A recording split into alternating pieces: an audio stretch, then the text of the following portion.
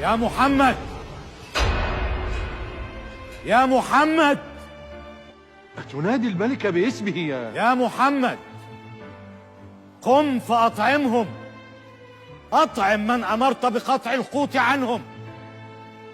أم أنك لا تقدر على حمل الطعام إليهم؟ أجننت يا شرف الدين؟ أتريد من السلطان أن يطعم الناس بنفسه؟ أي سلطان؟ أين هو السلطان؟ أنا لا أرى سلطانا هنا. الجميع يعرف من أنا إلا أنت.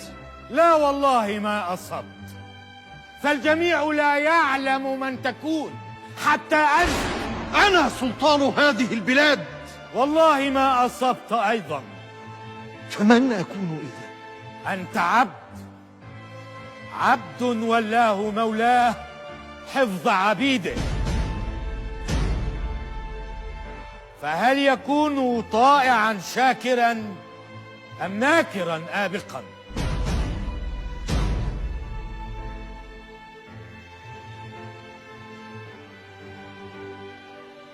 والله ما أصبت يا شرف الدين.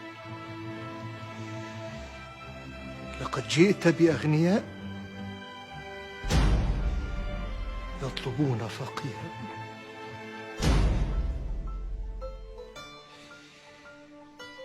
افتحوا خزائن الدولة واكفوا كل محتاج. مولاي، إليك عني يا إدريس.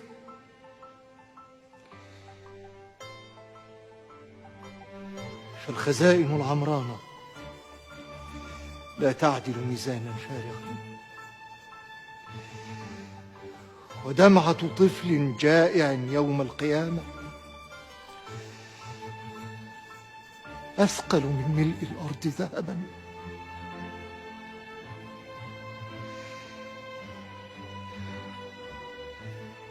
أأصبت الآن يا شرف الدين؟